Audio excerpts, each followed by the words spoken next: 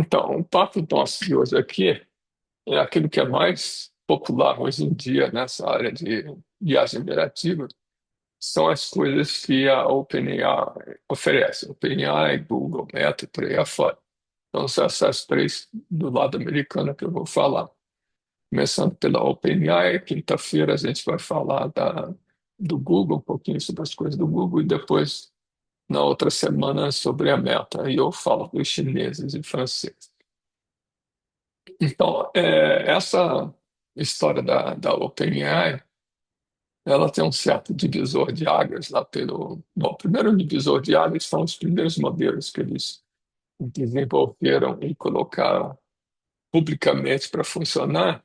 Existe uma documentação bastante detalhada sobre o desenvolvimento desses modelos. Quando chegou no final de 2024, isso aqui já era essencialmente segredo de negócio. Então, os papers que foram publicados em 2023 e 2024 são praticamente em promoção comercial, não tem nenhum grande detalhe científico que a gente possa explorar. E aí, mais recentemente, eu vou pegar o último modelo da OpenAI e comentar com vocês. Então, do ponto de vista de modelos, eu vou selecionar alguma coisa até de uma perspectiva histórica daquilo que a OpenAI desenvolveu nos últimos poucos anos. E no final vai ter uma transparência sobre cada coisa, que é como vocês podem usar as ferramentas da OpenAI para desenvolver aplicações. Isso aqui vai ser só uma pincelada rápida, porque depois, quando a gente for falar do Langflow, Langgraph, por aí afora, essas coisas voltam à tona e aí a gente pode falar do desenvolvimento de aplicações. Só que não vai estar nada completamente atrelado ao OpenAI. O papo aqui no final é bem curto. Bom, eu já falei na última aula que esses modelos, seja da OpenAI, do Google, quem quer que seja, eles são treinados numa quantidade bastante grande de texto, inicialmente, né? Era só texto. E com esse pré-treinamento, o treinamento inicial, o modelo embutia o conhecimento linguístico daqueles exemplos, conhecimento do ponto de vista sintático e semântico. E aí você podia tentar fazer umas perguntas e tal, e tinha um certo comportamento, o modelo tinha um comportamento interessante. Só que isso difere muito do que nós, seres humanos, costumamos trabalhar. Quando você vai ensinar uma pessoa a fazer alguma coisa, você às vezes pode dar um exemplinho de como é que aquilo funciona, ou o que é que ela tem que fazer, e a própria pessoa, a partir daqueles poucos exemplos, ou de algumas instruções simples, ela generaliza qual é a tarefa que ela tem que fazer. Essa generalização é uma coisa intuitiva do ser humano. Então você não tem que ficar explicando lá em muito detalhe e as pessoas acabam aprendendo. É, mas esse não era o comportamento dos modelos linguísticos. Se você pegava um modelo linguístico de algum tempo atrás e queria que ele analisasse sentenças e dissesse se aquilo é um comportamento a favor ou contra um determinado produto, você tinha que treinar o modelo com uma montanha de exemplos. Um primeiro paper bastante fundamental nessa área do pessoal da OpenAI, esse paper aqui tem uma quantidade enorme de citações, eu já falei sobre ele. Ele é bastante importante, porque eles mostraram que se você tem um modelo com mais de 100 bilhões de parâmetros, né, um monte daqueles transformers juntos. Esses modelos grandes, é, eles aprendem com uns poucos exemplos. O que é aprende? Você dá uns poucos exemplos, por exemplo, de como você classifica as sentenças, então você põe aí meia dúzia de sentenças, né, essa sentença diz a sentença é favorável, essa sentença é uma crítica. E aí, a partir dessas poucas exemplos do que o sistema tem que fazer, ele generaliza para o resto dos exemplos, né? Então você não precisa retreinar esses modelos grandes passando milhares de exemplos, você passa simplesmente alguns poucos. E o sistema tem um comportamento semelhante ao que um ser humano teria. Ele aprende a tarefa que ele tem que fazer a partir desses poucos exemplos. E parece uma coisa meio mirabolante, mas é verdade, é isso que acontece. E o que esse paper aqui mostrou é, empiricamente, né, o que está acontecendo. Então, essa coisa chama-se aprendizado em contexto. Quer dizer, você pega aquela areazinha de trabalho que você vai poder se comunicar com o modelo, no ChatGPT, aquela painelzinho de comando que tem embaixo, e você passa ali algumas pequenas demonstrações ou exemplos da tarefa que o modelo tem que fazer. E aí o modelo é condicionado, a partir desses pequenos exemplos, das instruções, a realizar a tarefa que você quer que ele realize. Isso é meio estranho, mas você se pegar o ChatGPT e começar a brincar com ele e dizer, ó, isso aqui é uma sentença favorável, isso aqui é uma crítica ao produto. Aí, com umas poucas dessas, ele põe uma sentença nova e pede ao GPT, ao ChatGPT, para classificar aquela sentença. Então, ele vai fazer isso com uma razoável acerto, só a partir daquela informação pouca que você colocou nos, nos exemplos. Isso é bastante importante. Porque o que isso é bastante importante? Você condiciona o modelo até um certo comportamento, ou seja, realizar a tarefa que você quer, sem ter que retreinar o modelo com milhares de exemplos. Retreinar o modelo com milhares de exemplos tem dois problemas. Primeiro, que gasta um bocado de computação. Segundo, que você tem que arrumar os milhares de exemplos. Isso é uma tarefa bastante inglória, né? É, Agora, como é que funciona esse modelo que faz essa predição? Funciona exatamente da mesma forma que sempre. Como eu comentei na última aula, tudo que ele faz é pegar uma entrada, ele está condicionado a partir de exemplos, né? Aí você dá uma nova entrada para ele e pede para classificar. Então ele vai continuar esse processo como se fosse de classificação, simplesmente gerando respostas igualzinho o que ele faria para completar uma sentença. Então, o modelo não é modificado, o modelo não modifica o comportamento, o modelo é condicionado a partir de um conjunto de instruções e do contexto dos pequenos exemplos, né, a realizar uma determinada tarefa. Isso é bastante abstrato, mas se vocês olharem para os exemplos que eu coloquei lá na primeira apresentação, aquele que eu passava como contexto, por exemplo, um conjunto de tabelas de um pequeno banco de dados, colocava uma sentença em linguagem natural, e isso era os pequenos contextos que eu vou passar, e mandava o sistema traduzir a sentença em linguagem natural para SQL. Por que que o modelo faz essas coisas? Bom, ele já foi treinado para isso. Lá pelas tantas dados que você passou para o modelo na época de treinamento, alguns desses dados já eram tradução de SQL, de linguagem natural para SQL. Tá. Bom, aí eles foram analisar esse comportamento de in-context learning, né? E aí descobriram uma coisa bem interessante. É essa curva daqui. Eu vou voltar aos slides que eu puder, né? O que que essa curva aqui está me dizendo? A tarefa é uma tarefa simples, descrita aqui embaixo. Se eu pego um modelo pequenininho, 1,3 bilhão de parâmetros, bilhões de parâmetros, isso é um modelo bem pequeno. 3 bilhões de parâmetros é um modelo um pouquinho melhor, né? Mas ainda é bem pequeno. O GPT-3 tinha 175 bilhões de parâmetros. Então, ele é 100 vezes mais do que esse verdinho que está aqui. E aí, nessa tarefa aqui, como é que é o negócio? Você descreve um exemplo para o modelo. Então, essa primeira fase aqui, com 10 elevado a zero, significa que você simplesmente descreveu o, o problema. Aliás, um pouquinho antes disso, né? 10 elevado a zero é 1.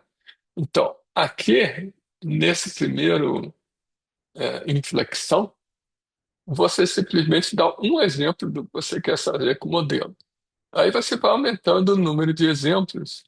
Quando chega na ordem de 10 exemplos, um pouquinho mais de 10 exemplos, o sistema já começa a acertar bastante. Isso aqui, esses números aqui, são a taxa de acerto. Então, você passar alguns exemplos de classificação de linguagem, depois que você der uma dúzia de exemplos, ele começa a acertar bastante a classificação em positivo, negativo, ou favorável, desfavorável daquela afirmação.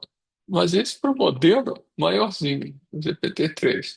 Para os pequenininhos, a taxa de acerto é bem ruinzinha, né? Esse ali, então, que é um modelo muito pequeno, a taxa de acerto é muito baixa, menos de 5%. E não importa o número de exemplos que você passa, ele muda muito pouco o comportamento.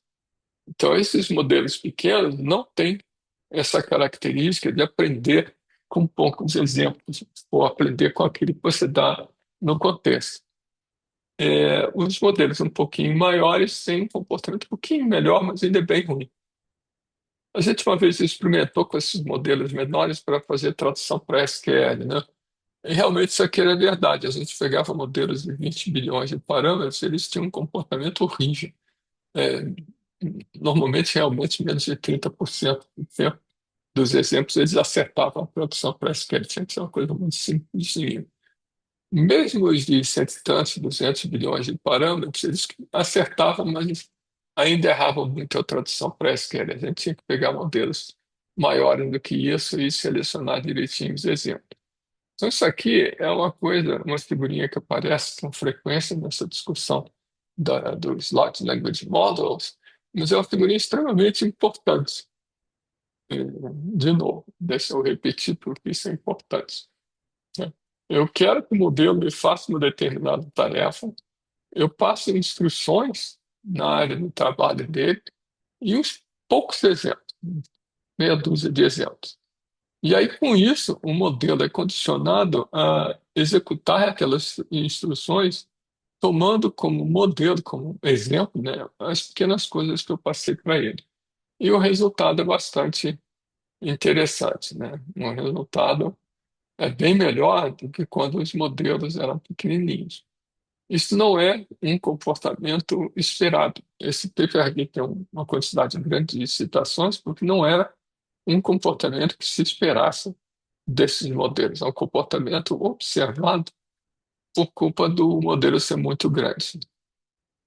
Ah, então, isso é a ideia do in-context learning. Passa um pouquinho de coisas, exemplos e instruções, um pouquinho, e o modelo vai fazer aquela tarefa com uma taxa de acerto muito boa. Bom, agora voltando ao GPT-3 em si, que é o objeto desse paper aqui, é um comportamento desse GPT-3, ancestral dos modelos da OpenAI, né? Claro que não é o último ancestral, porque tem GPT, GPT 1, 2, 3, por aí afora. Então, esse aqui é o 3. O 3, para a época que ele foi lançado, em 2020, ele era um modelo muito grande, 175 milhões de parâmetros. Por essa época, era um modelo muito, muito grande, né?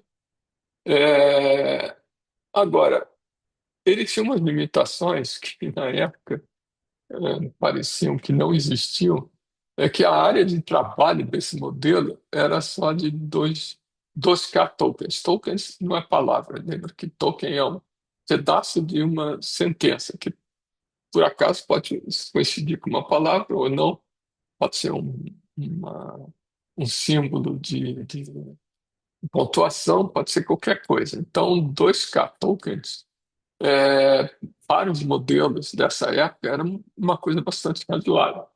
Hoje em dia, não. Hoje em dia, você tem 2 megatokens.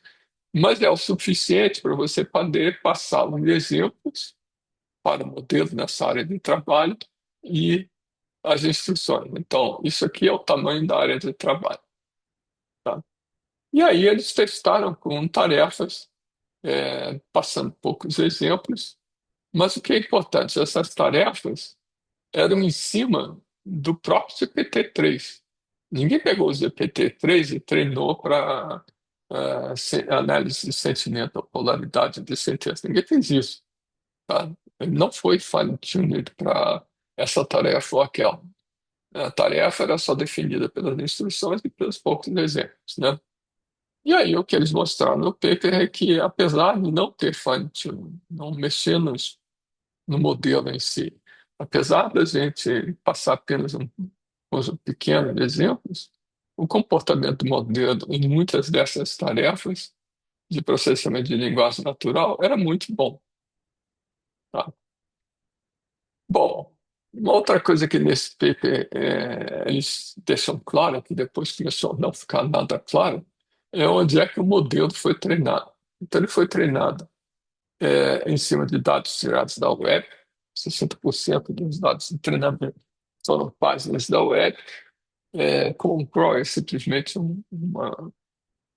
congelar um conjunto de páginas da web, bota o meio descongela.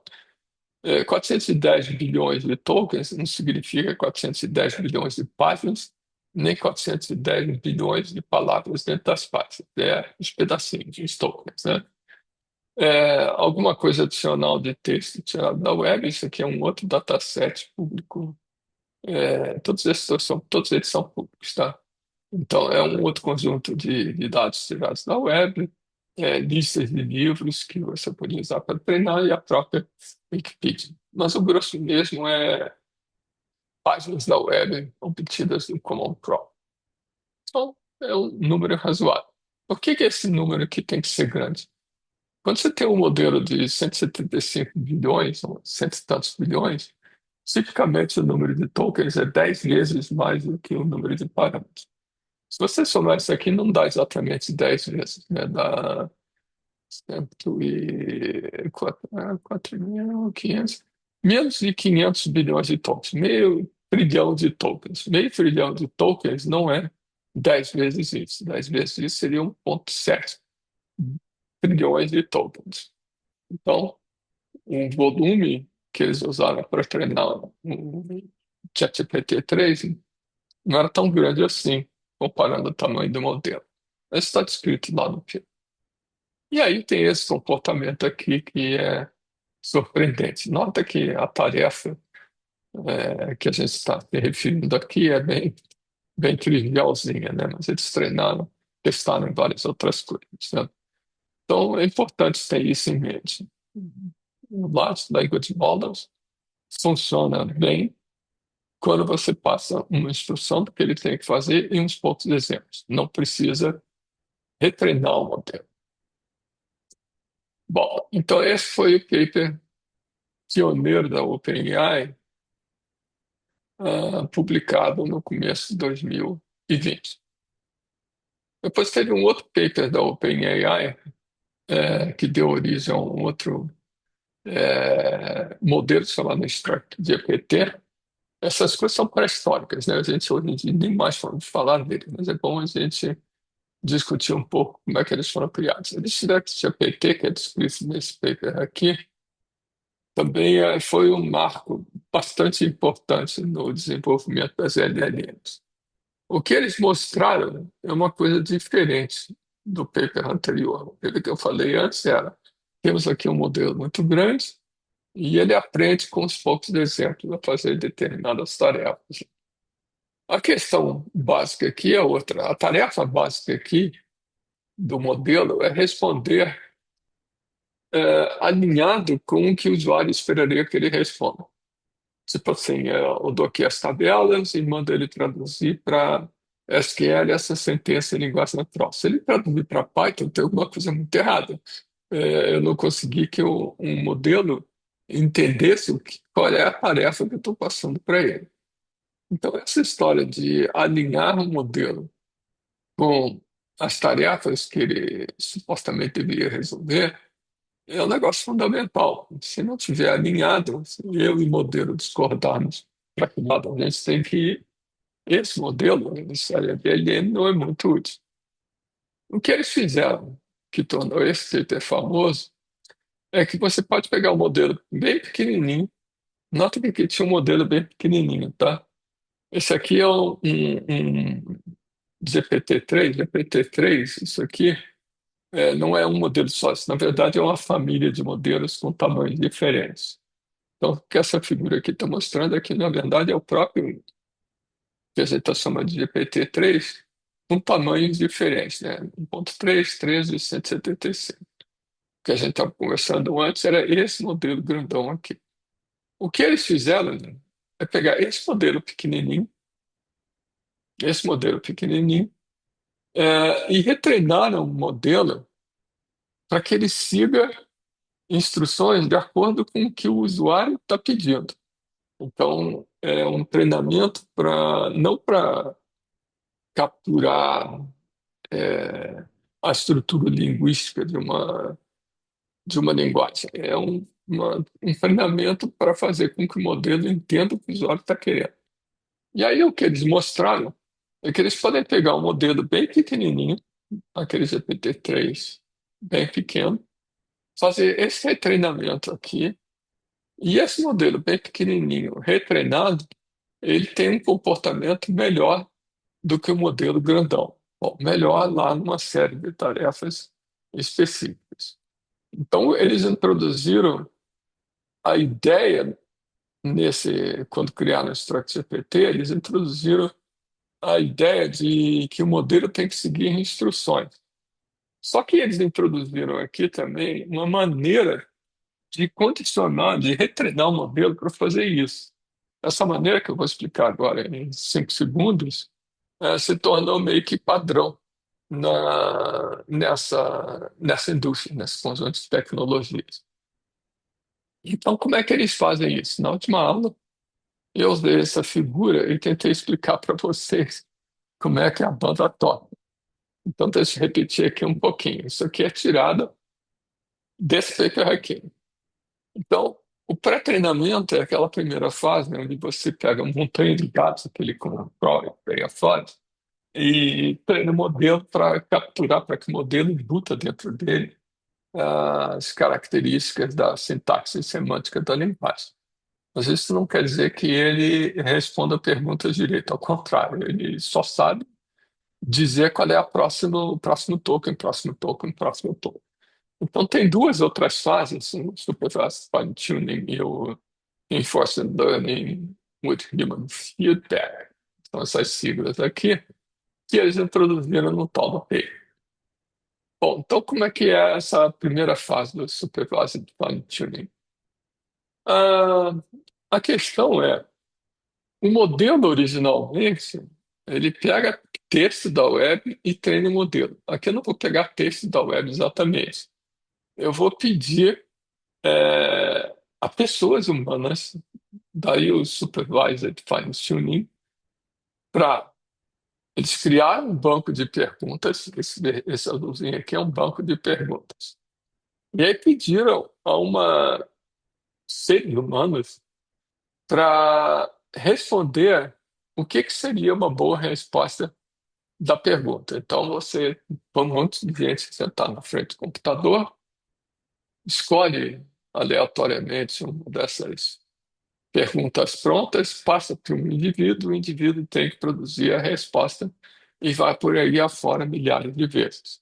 E aí você vai pegar esses pares de pergunta-resposta, só que a resposta foi produzida à mão, e vai passar para treinar o modelo. O que que é isso? Eu vou pedir um modelo para produzir uma resposta para a mesma pergunta, para a mesma coisa do azulzinho aqui.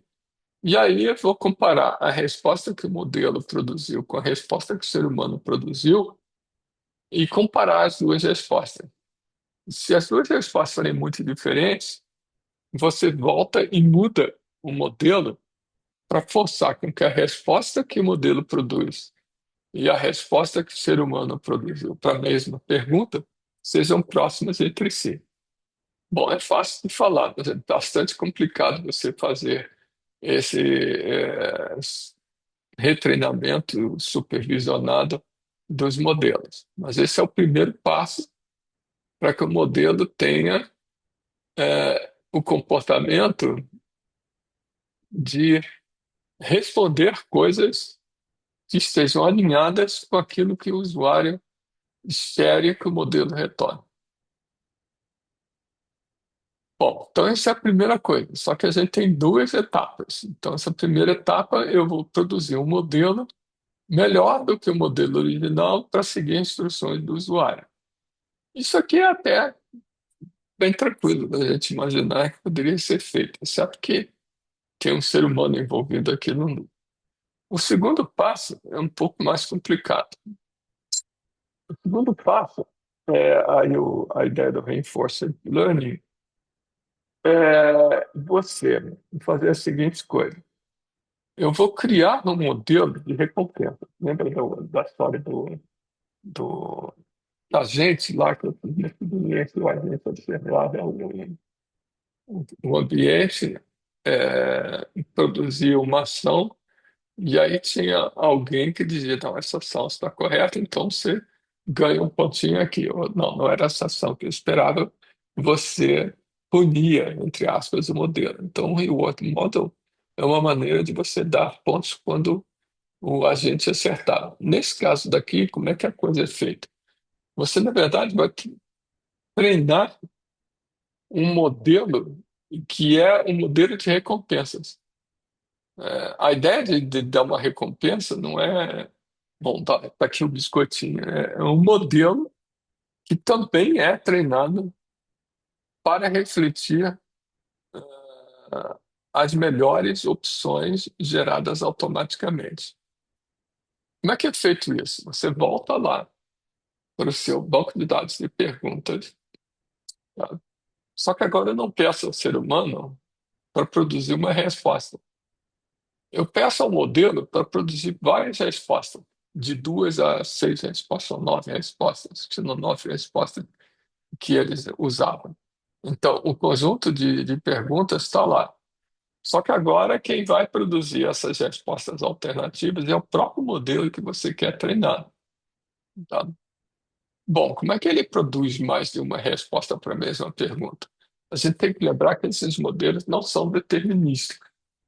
Se você pergunta uma coisa para ele, varia um pouco, ele vai produzir uma outra resposta. Então é isso que esse grupo aqui, ABCD, está representando. São várias possíveis respostas geradas automaticamente pelo modelo a partir da mesma pergunta. Aí entra o ser humano de novo. O que que o ser humano vai fazer? Ele não vai produzir as respostas, elas já estão produzidas. Ele vai simplesmente ranquear as respostas. Por exemplo, aqui eu estou indicando que dessas 4 respostas, um ser humano considerou que a resposta D era a melhor de todas, depois era a C, e depois era a A e a B, e essas duas empatadas. Então, o papel do ser humano é pegar esses casos aqui da pergunta com as possíveis respostas e ordenar as possíveis respostas. Essa ordenação, mais essa informação aqui, sobre a pergunta e as várias respostas, ela é usada para treinar um modelo de recompensa. Então, o modelo de recompensas tem que ser treinado de tal forma que quando ele olha isso daqui, essa entrada daqui, ele reproduza o que o ser humano disse que tinha que fazer. Então, esse modelo tem que ser retreinado de tal forma que se ele encontrar a mesma pergunta com as várias alternativas que o modelo gerou, ele me responda essa preferência aqui, tá? Bom, então, o segundo passo, o primeiro passo é o reinforcement learning, é o supervised fine tuning direto. O segundo passo é uma coisa intermediária. Você, por enquanto, não está usando reinforcement learning. Então, você está criando um modelo de recompensa usando seres humanos para ajudar nesse processo, nesse loop de treinamento. E o que você treina é o modelo de recompensas, não o modelo linguístico, é o modelo de recompensas. Aí você vai fazer a seguinte gracinha. Você vai pegar, de novo, aquele seu banco de dados de perguntas, passar por dentro do modelo, o modelo vai produzir uma resposta. Esse modelo aqui de recompensas vai olhar para essa pergunta, para essa resposta, e dar um peso. Ah, essa aqui era a terceira opção que o usuário me disse que era boa. Então, o peso aqui vai ser mais baixo. Então, assim, não, isso aqui era a primeira opção para essa pergunta que o usuário me disse que era a melhor possível. Então, vai ter um peso mais alto. Bom, enquanto isso é feito, você vai ter que mudar esse PPO aqui, esse modelo aqui, é o modelo que eu estou retreinando, né? O modelo que era não, esse linguístico, ele foi modificado nesse passo aqui, e aí esse modelo aqui é o novo depois do Supervised Fine Tuning, o GPT-3, 1,3 bilhões, que é gradualmente transformado nesse Instruct GPT. Porque é um Instruct GPT, esse cara que tem que aprender a seguir o que o usuário disse que era a melhor opção para essa pergunta. Então, esse primeiro passo é tranquilo. O segundo passo é em duas etapas. Primeiro, eu vou descobrir qual é a ordem das melhores respostas e depois usar essa ordem das melhores respostas para essa ordem das melhores respostas está embutida nesse modelo aqui. Então, esse cara recebe a resposta, a pergunta e produz um peso. Aí eu tenho que voltar aqui e mexer no modelo que eu estou treinando, de tal forma que ele me produza não uma resposta qualquer, mas me produza uma resposta que dê o melhor reward, melhor peso, conforme esse modelo de reward aprendeu. Isso aqui é muito intuitivo de falar. O paper esse paper aqui não é tão simples assim de ler, e na verdade ele acaba não tendo muitos detalhes. Ele remete a um monte de outros papers, um dos quais é esse daqui, onde esse pessoal daqui descreve exatamente como é que você tem que fazer esse loop de aprendizado aqui. Esse paper aqui é bem mais complicado, mas ele tem todo o código para vocês implementarem o PPO. O PPO é o algoritmo que faz esse loop aqui. Bom, o que que eu estou dizendo para vocês? É que a gente sai de um GPT-3 que só captura o- a estrutura linguística daquilo que ele foi treinado. Aí faço dois passos de retreinamento, né? Usando uma técnica de supervised fine tuning e uma segunda técnica usando a ideia de que a gente está dando reforços para o modelo na hora de retreinar. Essas duas técnicas em conjunto me levam a criar um. Desculpe, eu parei por aqui.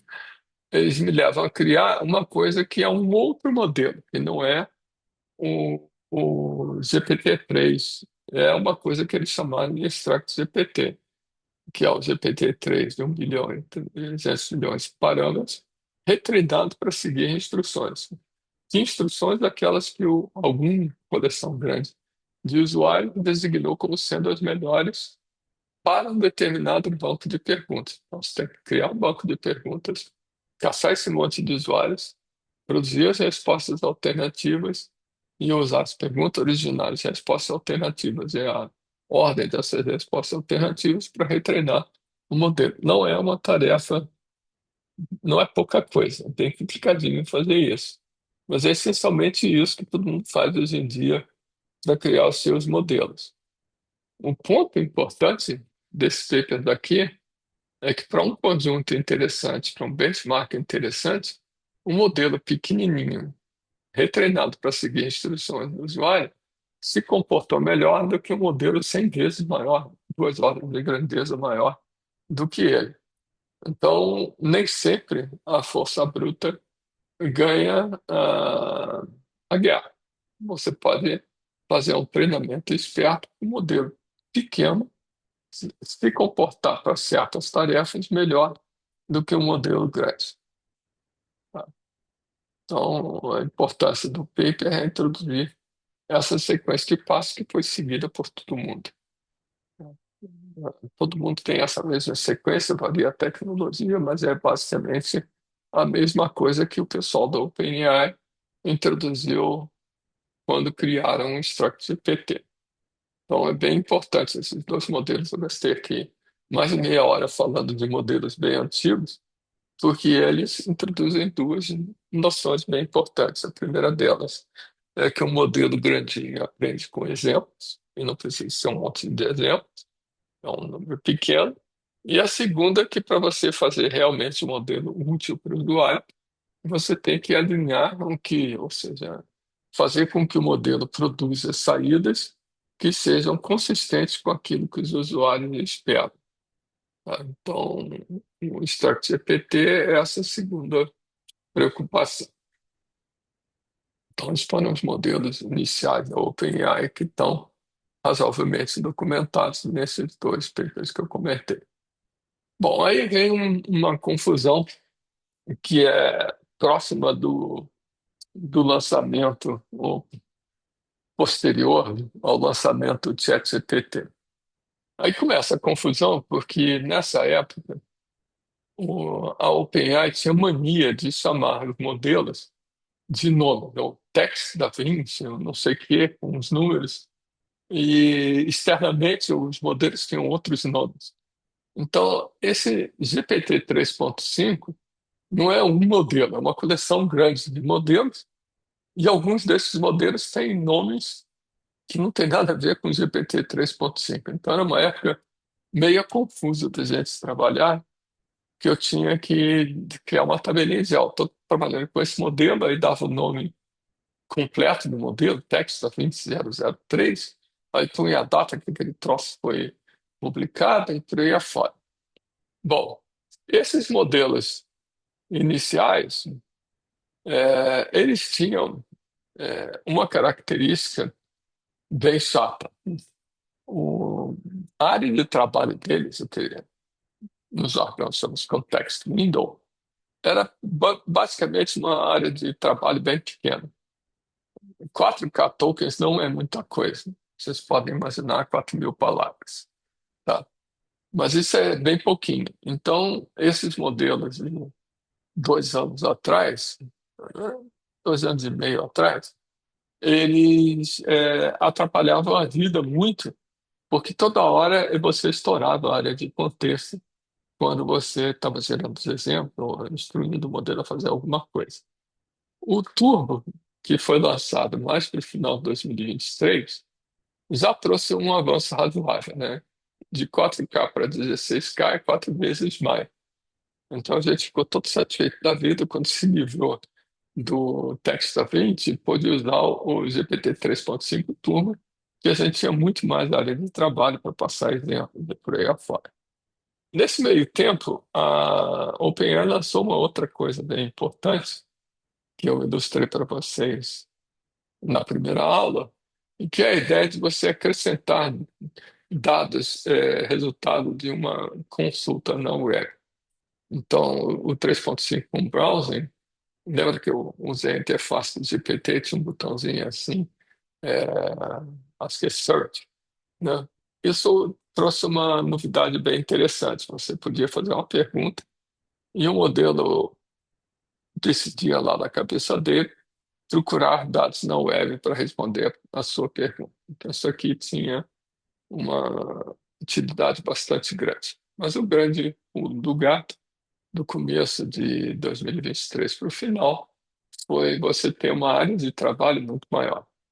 Aqui eu tinha que, por exemplo, escolher muito bem as tabelas que eu ia passar para gerar SQL, porque eu não podia passar o esquema conceitual inteiro do banco de dados. Aqui eu já não precisava me preocupar tanto com isso, embora os bancos de dados pudessem ser muito grandes, eu tinha mais liberdade para usar essa área de trabalho. E aí, isso aqui foi comecinho de novembro, né?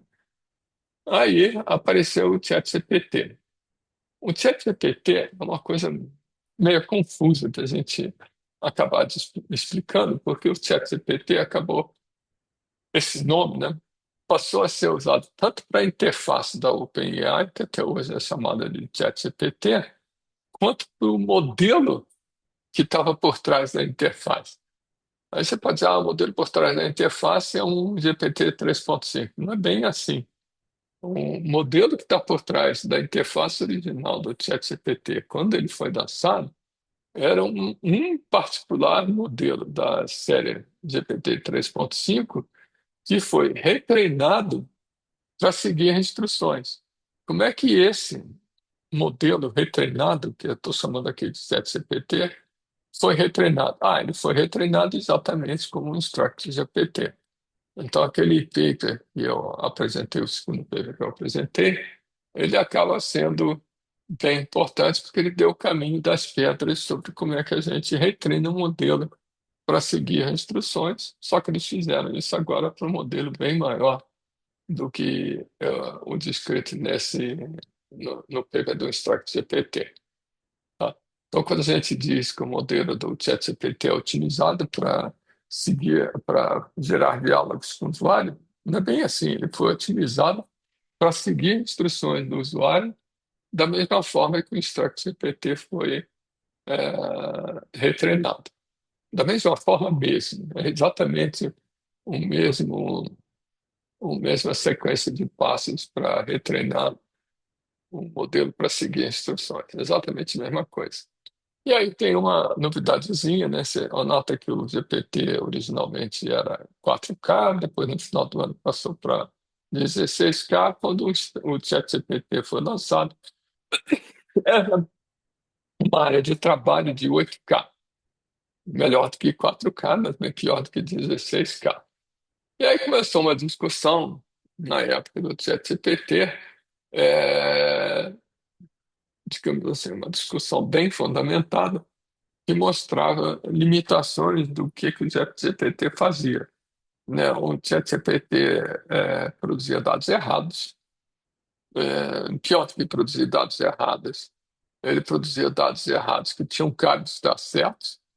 Aquele exemplo do Dom Pedro I que eu dei, a primeira coisa que eu falei para vocês foi o exemplo do Dom Pedro I. Aquilo ali, na época que o ChatGPT foi lançado, traduzia bem um problema, né? Era um texto grande, né? Lembra que era quase que uma página inteira, explicando onde é que o Dom Pedro I está errado.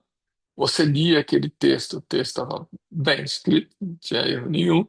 No entanto, ele estava errado, né? O coração dele não estava em Salvador, coisa nenhuma, lá na cidade do Porto.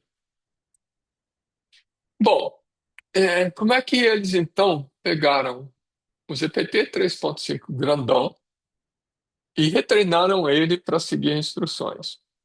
Igualzinho o InstructGPT, só que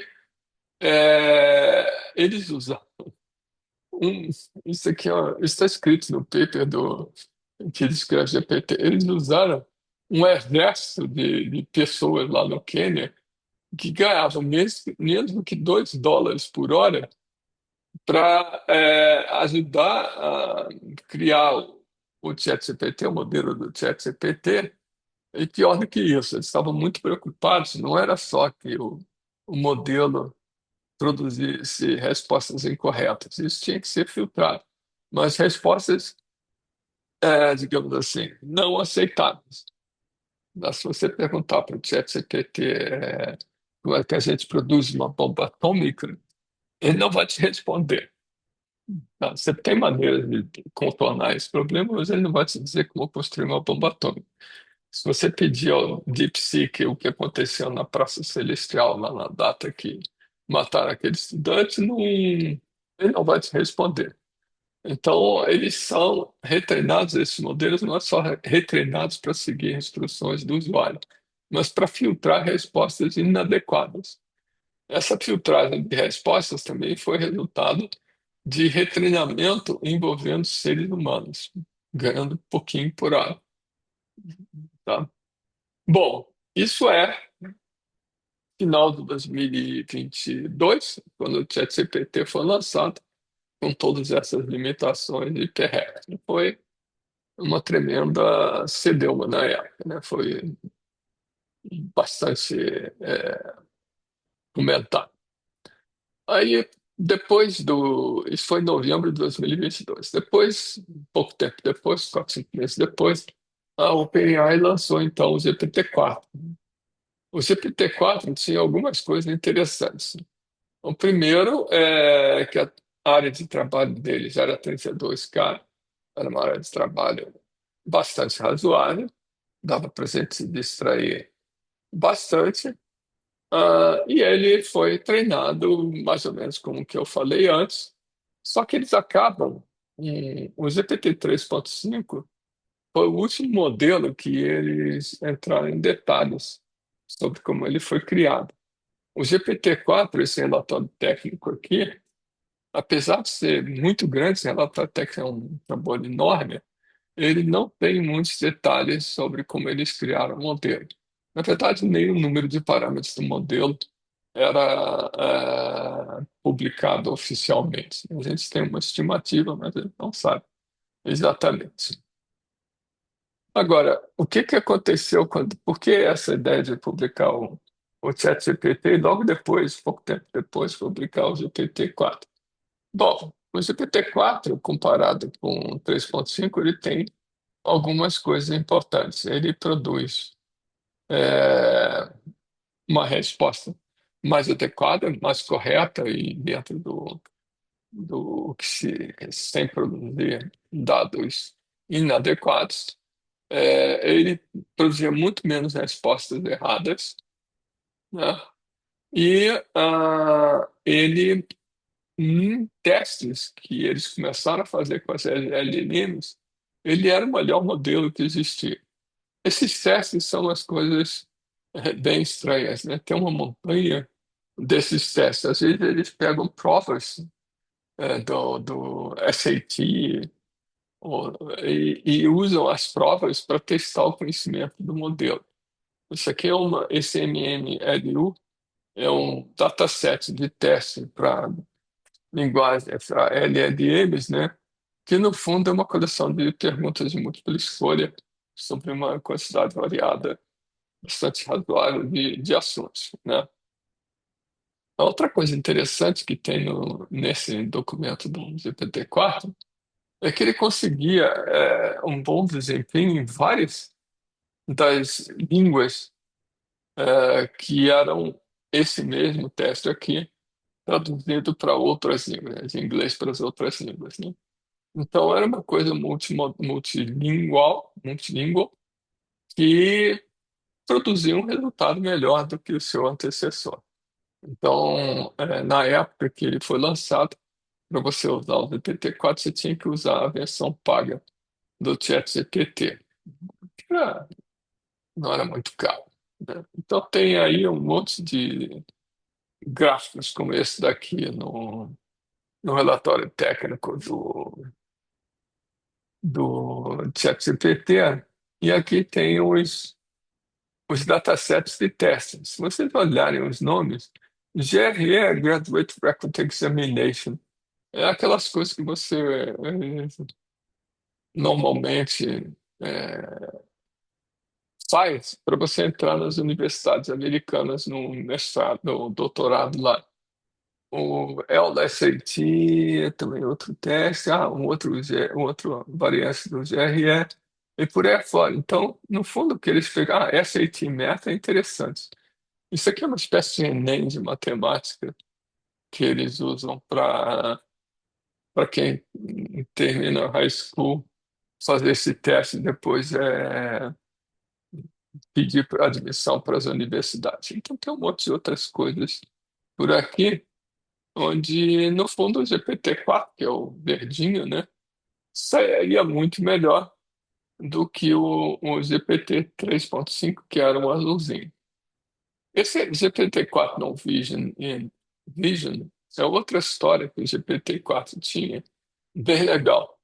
Ele conseguia responder perguntas textualmente, né, cuja entrada fosse fotos.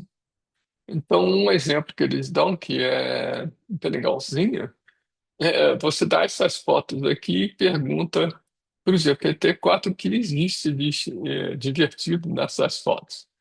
Aí tem lá toda uma explicação que pegava uma porta VGA, mas na verdade a porta VGA tinha um adaptadorzinho para você ligar no iPhone, mas isso aqui era brincadeirinha, né? Então ele explicou para o ChatGPT, era capaz, o 4, né, o GPT-4 era capaz de explicar para você o que que tinha de brincadeirinha nessas fotos. Bom, aí as coisas continuaram andando E no começo, no primeiro semestre de 2023, o GPT-4 foi lançado, a OpenAI lançou o GPT-4 Turbo. Bom, o que que tinha de diferente, de importante? É que a área de trabalho do GPT-4, que era 32K, né? Aqui tá escrito, era 32K, no Turbo, ela passou a ser 128K. Ora, uma área de trabalho de 128K é um negócio bem robusto. Já dá para você colocar na área de trabalho umas 300 páginas de texto. Então, você passa com um contexto para o GPT-4 Turbo, literalmente um livro de tamanho razoável, né? Isso ajudou bastante a gente a desenvolver aplicações usando esses modelos.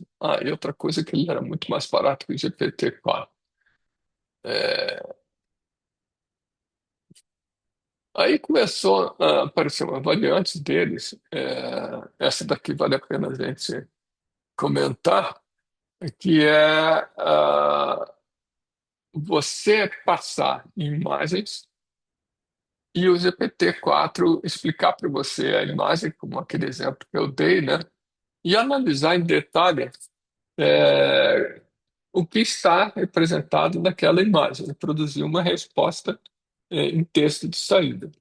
Isso é um negócio bem interessante de fazer, porque no fundo é um OCR mais sofisticado. A gente fez um pessoal lá que eu trabalho fez uma aplicação para ler plantas de engenharia e analisar quais são os objetos que estão representados nas plantas de engenharia. Isso não é um negócio tão simples assim, porque não tem um nomezinho em Arial Boldface em cima do objeto na planta de engenharia. Eles usam uma simbologia bem esquisita. Às vezes o nome do objeto é quebrado em três partes e colocado um círculo em volta, e aí o círculo se intercepta as palavras.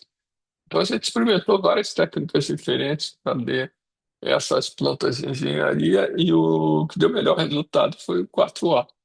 Ele conseguiu fazer um trabalho bem melhor e extrair o nome dos objetos das plantas de engenharia do que os outros modelos competidores, né? Bom, então essa é uma aplicação de análise de imagem.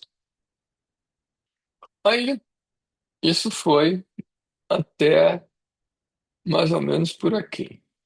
Então, se vocês olharem mais ou menos por aqui, a OpenAI, que é o pretinho, tinha modelos que eram bem melhores do que a concorrência, onde a concorrência aqui está representada um número razoável de empresas. Eu já apresentei essa figura para vocês lá na aula. Em 2024 para frente, as coisas começaram a ficar bem emboladas. Se você olhar aqui, esse miolo aqui, até a OpenAI lançar esse modelo, esse miolo aqui era bem competitivo, né? Aqui você tem também uma coleção meio embolada de modelos, onde a OpenAI dominava. Aqui, de novo, esse ano as coisas já estão consideravelmente emboladas. Então, finalzinho de 2024, já começa a ficar bem interessante.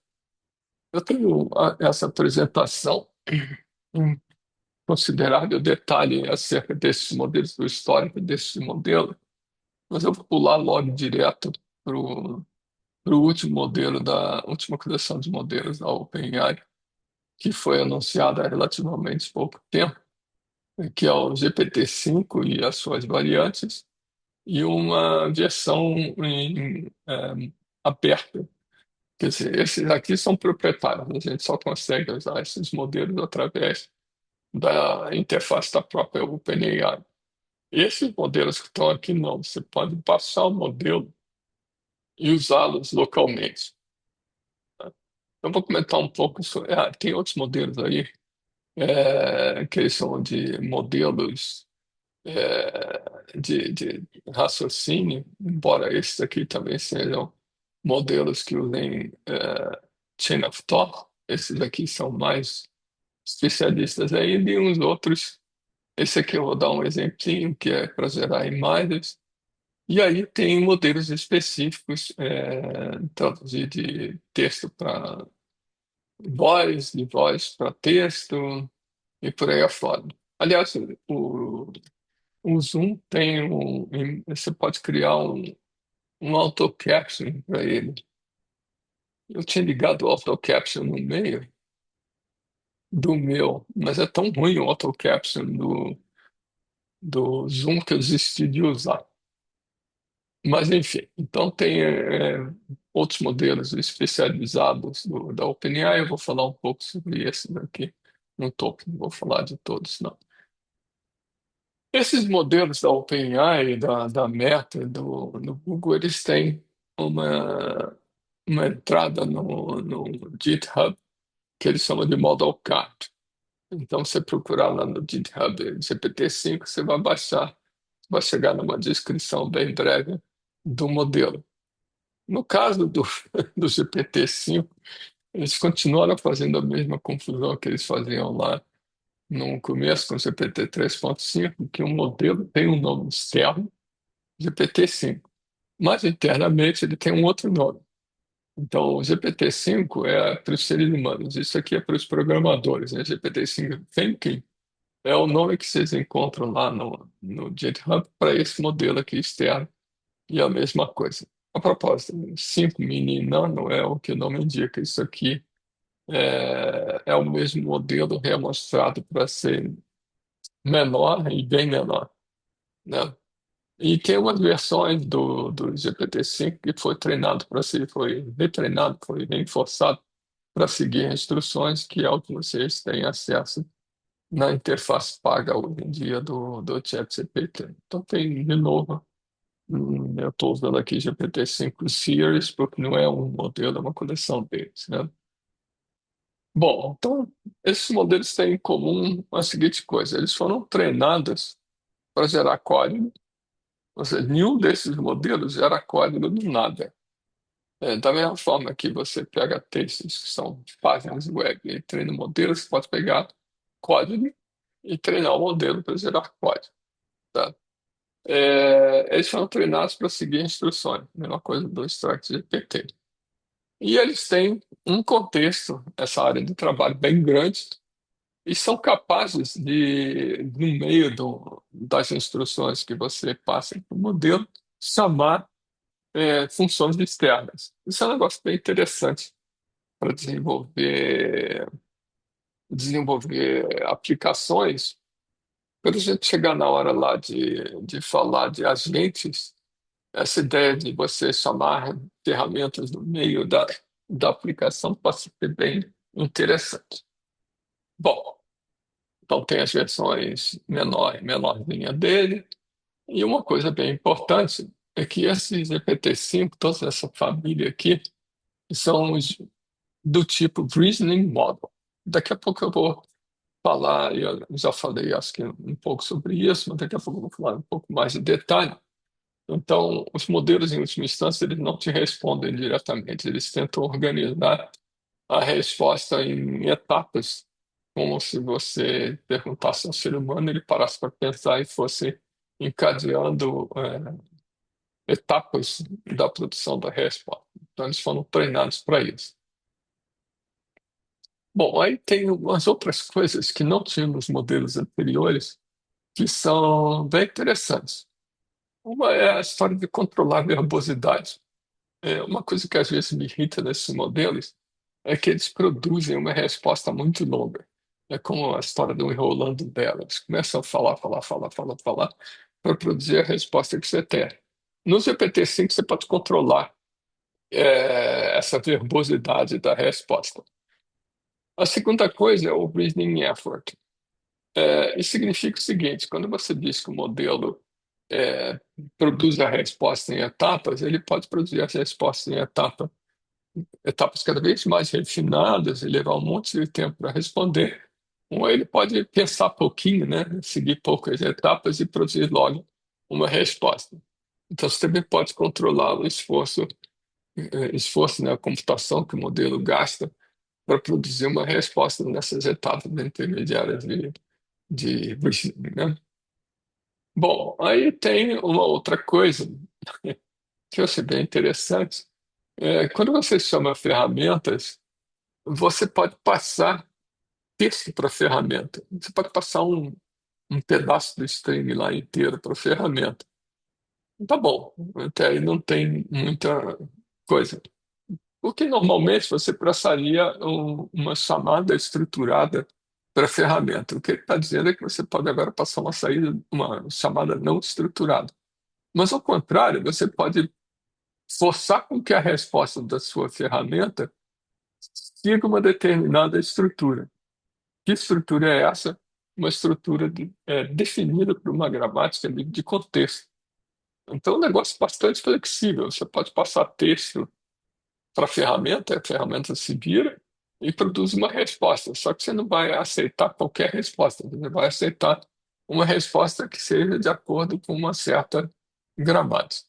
Isso parece um negócio interessante. Outra coisa é um pouco mais simples, né? Você, no meio do prompt, você pode determinar que aqui você vai chamar essas ferramentas. Mais adiante, você, em um outro pedaço do prompt, dentro da interação com o modelo, você vai dizer que você pode chamar outras ferramentas. Então, enfim, são controles adicionais que só programando mesmo que a gente consegue, é, digamos, efetivamente analisar o que significa isso. Verbosidade é mais fácil de entender. Isso tudo são novidades do GPT-5. E aí tem uma coleção de ferramentas já programadas dentro do GPT-5. Uma delas é aquele botão de search. Então, na API do GPT-5, quando você usa o GPT-5, você pode ter uma função que é chamar uma pesquisa na internet e pegar a resposta. Então, o Web Search é uma ferramenta embutida dentro do GPT-5 que você, quando está programando uma aplicação, pode chamar. Function Calling, eu já comentei. MCP é um protocolo para você organizar as chamadas entre uma coleção de agentes. A gente vai olhar o MCP daqui mais um mês e meio, eu acho, né? É, bom, aqui também tem um outro mecanismo para você organizar agentes. Então, isso aqui é meio árido eu ficar falando, mas são ferramentas pré-definidas dentro do MCP, dentro do GPT 3.5 pela OpenAI. Você pode criar suas próprias ferramentas.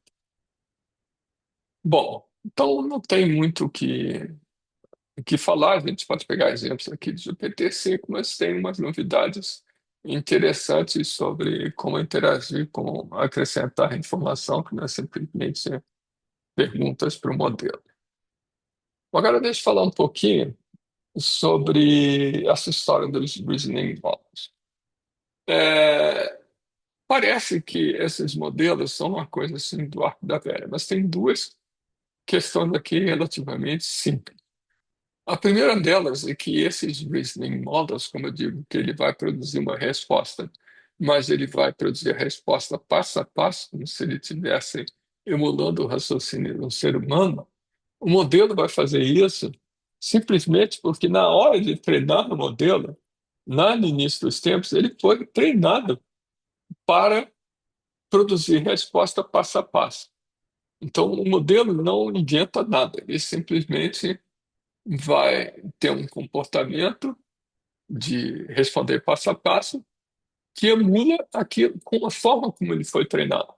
Então, a questão do reasoning model, e isso acho que quando a gente falar do DeepSeek, vai ficar um pouco mais claro que o DeepSeek coloca mais claramente como eles treinaram o modelo para ser um reasoning model, simplesmente porque ele foi treinado para isso. Bom, é, na hora desse modelo, desse reasoning model, produzir a resposta passo a passo, aí tem um problema meio estranho. Então, ele produz uma resposta parcial, depois o modelo continua no próximo passo para melhorar essa resposta inicial até chegar num ponto que ele diz, bom, isso aqui é a resposta final para o usuário. Só que ele organiza essas camadas, entre aspas, de raciocínio, usando tokens especiais. Você sinaliza para o modelo, através de tokens especiais, quando é que começa e termina uma dessas etapas de raciocínio. e o número de tokens que ele usa, esses tokens são gerados automaticamente pela interface. Mas o número de tokens que ele usa para fazer esse comportamento que eu estou chamando de raciocínio não é pouco, não. Às vezes ele gasta um bocado de espaço da sua área de trabalho simplesmente para guiar o modelo para raciocinar passo a passo. Isso, essa figura aqui dá uma ideia assim, muito vaga do que está acontecendo. Então, você tem uma entrada que você coloca lá na área de trabalho da interface. A interface vai lá e vai colocar uns tokens a mais aqui dentro da entrada para obrigar o modelo a raciocinar. Por exemplo, se você desse aquele exemplo, dê-me a média do CR dos alunos da informática. Você pode pegar essa consulta e dizer, bom, compute um conjunto de alunos da informática, é o primeiro passo de produzir a resposta. Depois compute a média dos alunos. Então, eu forço ele a produzir a resposta em duas etapas, né? Isso para produzir SQL é fácil de explicar.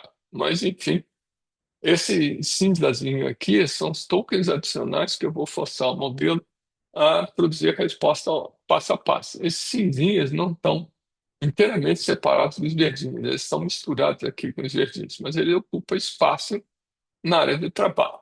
Aí o modelo vai lá e produz uma saída. Tem uma coisa que é bem importante, quando a gente diz que a área de trabalho é limitada a um certo número de tokens, ela é limitada de tal forma que tanto a entrada quanto a saída do modelo caibam nessa área de trabalho. Então, quando você chama o modelo e pede para ele fazer alguma coisa, você tem que reservar um pouco da área de trabalho para que o modelo produza a resposta e coloque a resposta na própria área de trabalho. Então, a área de trabalho, nesse exemplinho aqui, é ocupada pela entrada, pela saída e por uns tokens misteriosos aqui no meio do caminho, para forçar o modelo a raciocinar passo a passo. Esse exemplo daqui é o exemplo que você tem num diálogo com o usuário.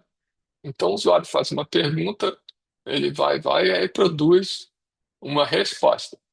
No próximo passo, quando o usuário fizer uma outra pergunta, essa ideia do diálogo com o usuário, ela é meio tricky, porque a segunda pergunta pode depender da resposta da primeira, pode depender do texto da própria pergunta, da primeira pergunta. Então, para produzir a resposta da segunda pergunta do usuário, eu tenho que pegar a primeira pergunta, a resposta da primeira pergunta, guardar na área de trabalho junto com a próxima pergunta do usuário. E aí o processo se repete. Você quer produzir uma resposta para essa segunda pergunta, o modelo vai lá, coloca uns tokens para calibrar um raciocínio em pedaços, produz uma saída e vai por aí afora. O problema é que quanto mais você faz isso, a área de trabalho vai crescendo, que a área de trabalho acaba colocando a pergunta nova e todo o diálogo anterior com o usuário, a entrada e a saída de cada uma das perguntas anteriores. E chega no momento que esse troço daqui estoura a área de trabalho. E aí nós estamos fritos. O modelo vai produzir uma resposta, mas vai trocar a resposta. É esse vermelhinho, esse rosinha aqui que está indicando, né? O modelo, eu gastei tanto para processar um diálogo que não sobrou espaço para produzir a resposta completa e aí você está frito. O jeito é você limpar a área de trabalho aqui. Tem uns exemplos, esse exemplo aqui é muito simples, muito superficial. Tem uns outros exemplos nesses URLs aqui que são mais detalhados, que eles são longos, né? Mais detalhados sobre como é que esses raciocínios se passam nesses modelos. Mas essa ideia aqui é bem interessante, embora vocês podem bem imaginar que os modelos de raciocínio, reasoning models, eles gastam muito mais tempo para produzir a resposta do que um modelo que não usa essa ideia de raciocinar aos poucos, né? Aqui tem exemplo. Essa série do O1, O2, O3, O4 da OpenAI são esses reasoning models. Mas o GPT-5 é um reasoning model. Bom, aí esses reasoning models têm um parâmetro adicional que vale a pena a gente chamar a atenção. Eu disse que ele vai produzir a resposta aos poucos, né? Bom, uma conta aos poucos. Se eu disser que é low em reasoning effort, ele vai produzir em poucos passos, decompor a pergunta e aí dar a resposta. No high, ele faz o contrário, fica gastando um monte de espaço e tentando responder a pergunta passo a passo até produzir uma resposta. Ele vai levar muito mais tempo, vai gastar mais espaço na área de trabalho, mas provavelmente a resposta é melhor. Então, esse reasoning effort para esses reasoning models é uma maneira de você controlar o quanto ele vai gastar nesse passo a passo para produzir a resposta. E isso faz uma diferença razoável na hora de implementar uma aplicação, que a aplicação pode ficar muito lenta se você colocar o reasoning effort igual a high. É, Bom, estou quase terminando aqui, porque isso aqui acaba sendo meio chato, essa apresentação, que é muito blá blá blá, né? Não tem muitos exemplos. Mas estou quase terminando. Então, deixa eu só dar um pitaco para vocês de que, junto com essa história do GPT-5, a OpenAI lançou uma série de modelos abertos. O que é esse modelos abertos? São modelos que você pode baixar e usar, ao contrário de ter que usá-los através da interface da OpenAI. Então, você pode baixar um modelo bem razoável de 120 milhões de parâmetros, um outro de 20 bilhões de parâmetros. Por que a OpenAI fez isso? Porque, na verdade, a Meta, quando lançou o Llama 4, o Llama 4 são todos modelos abertos, né? Mas eles lançaram modelos abertos menorzinhos que você pode baixar e usar localmente. Aí a OpenAI foi atrás e lançou essa, e disponibilizou esses modelos aqui. Esse, esse modelo aqui, ah, apesar de ter esse nome de 120 milhões de parâmetros, na verdade ele tem quase 120 milhões de parâmetros. E em cada resposta que ele dá, ele não usa os 120 bilhões de parâmetros.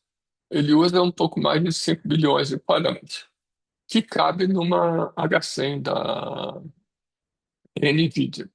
Então, são modelos que dá para você rodar localmente numa placa que não é exatamente barata, mas pelo menos você pode rodar localmente. Agora, que história é essa de parâmetros ativos? Isso aqui significa que a arquitetura desse modelo não é aquela arquitetura do decoder only, que você tem a metade do transformer, uma filha deles. É aquela que você tem um MOE, um Mixed of Experts. Em cada etapa você tem uma coleção de é, networks, neural networks. Apenas alguns deles vão ser usados para processar o próximo topo, para gerar o próximo topo.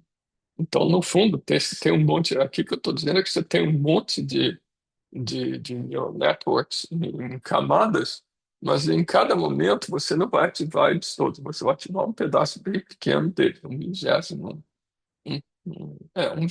mais ou menos dos neural networks vão ser ativados em cada momento para gerar uma resposta.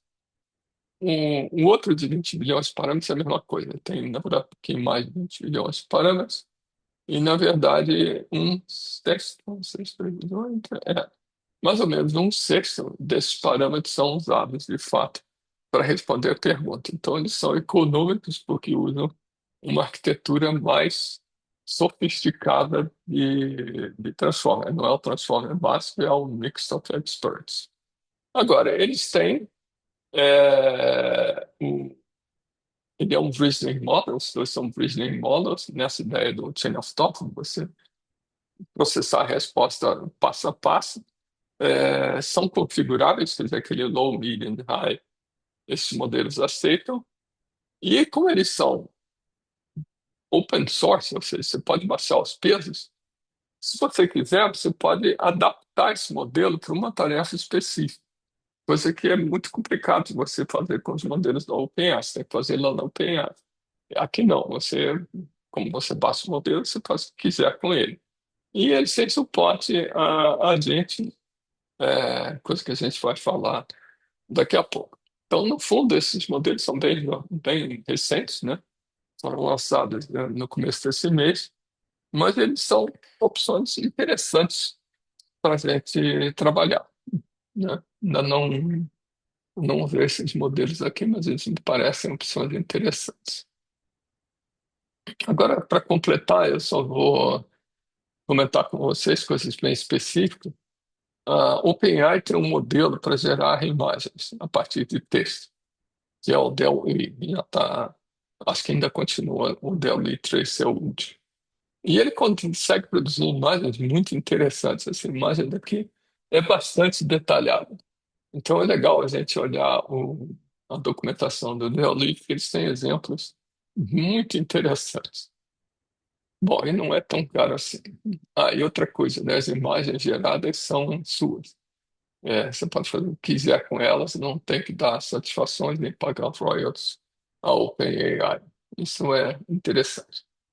Um outro modelo que tem é curioso, porque esse Sora é o modelo da OpenAI, mas ele não está disponível junto com aquele bando de modelos que eu acabei de falar. Ele está num site separado aqui. Esse videozinho que tem no YouTube tem um monte de exemplos interessantes de geração de imagens usando o Sora. Um que eu acho particularmente interessante é esse dálmata andando no beiral da janela. Está lá pelo 8º minuto do vídeo. Por que que isso aqui é interessante? Se você olhar a imagem do dálmata andando na janela, a imagem, o vídeo, né, parece ser fisicamente consistente. Não é a pata do cachorro está no ar, nem um cachorro está de cabeça para baixo. Ele parece realmente que está andando. Você fazer isso com computação gráfica há 5 anos atrás ia ser extremamente difícil por das condições físicas do objeto, né? Aqui é tudo um transformer gerando frame a frame a imagem, né? E é muito bom. Tem uns exemplos aqui bem interessantes. Bom, agora a gente está acostumado a ouvir falar da OpenAI. O ChatGPT, você entra lá, põe alguma coisa lá naquela janelinha de interação com o ChatGPT e PT saudações. Mas não é bem assim. Você pode entrar por aqui. Está aberto aqui no meu computador em algum lugar. Vocês podem entrar por aqui e abrir a interface de programação da OpenAI. E aí tem uma coleção de exemplos bem interessantes aqui nesse website aqui, nesse pedaço do website lá da OpenAI. Tem uma sequência de exemplos bem interessantes que vale a pena a gente olhar. Agora, primeiro você tem que abrir uma conta aqui para depois poder rodar esses exemplos em si, tá? Então, essa plataforma de desenvolvimento da OpenAI é que, no fundo, que a gente acaba usando. E os exemplinhos tem um monte de coisas que eu achei bem interessantes. Deixa eu ver se eu me lembro. Acho que esse aqui é bem interessante. Esse aqui eu já mostrei para vocês, que é gerar SQL. Então, por dentro da interface da OpenAI, você simplesmente iria dizer qual é o modelo que você quer usar e depois passar. Você abre a interface, roda esse códigozinho aqui que não está dizendo muita coisa, e depois você passa no prompt aquele exemplo que eu mostrei para vocês, ele vai gerar o SQL. Mas, essa daqui é bem interessante, porque eu aqui quero que ele me é, defina não, explique qual é a complexidade de tempo dessa função aqui. Então é muito parecido com essa com esse prompt aqui, no sentido de que eu passei o contexto são as tabelas. Passei a entrada, que é a pergunta em linguagem natural, e a instrução é simplesmente o select, que ele vai continuar, né? Esse select aqui, ele vai continuar a produzir o SQL. Aqui é a mesma coisa, eu passo a função e digo, the time complexity of this function is. Aí ele vai me complementar is ou de N vezes K, o que é verdade, né? Esse aqui é um duplo loop, um primeiro mais externo tem N interações, mais interno é o K. Então a complexidade dessa função está certa. Tem esse outro aqui também é bem interessante. Esse aqui é um texto, não importa muito, um monte de frases acerca de frutas, e eu quero que ele traduza esse monte de frases aqui numa tabela. Como é que eu digo para ele que eu quero uma tabela? Eu simplesmente dou um exemplo da linha da tabela, é fruta, cor e sabor. Aí ele diz, isso aqui é o que você quer, né? Então ele vai analisar esse trecho e extrair daqui esse neo, não sei das quantas, o que que é isso? É uma fruta que é roxa e tem sabor de um doce. E vai por aí afora. Então ele, a partir de um exemplo bem trivial, simplesmente a cara de três colunas, ele me produz essa tabela a partir desse texto. Isso é um negócio bem interessante, não é nada trivial. Bom, aqui tem aquela história que eu vivo falando de exemplos de polaridade, né? Ele simplesmente me disse, aqui foi pior, ele nem me deu o exemplo. O sistema simplesmente me disse qual era a tarefa e me disse qual era a frase que eu devia analisar, e a resposta tem que ser uma dessas três coisas. Então, aqui eu não dei exemplo nenhum, simplesmente defini a tarefa para ele. Só que isso aqui eu faria não através da interface do ChatGPT, mas através da interface do prompt, da interface programática da OpenAI.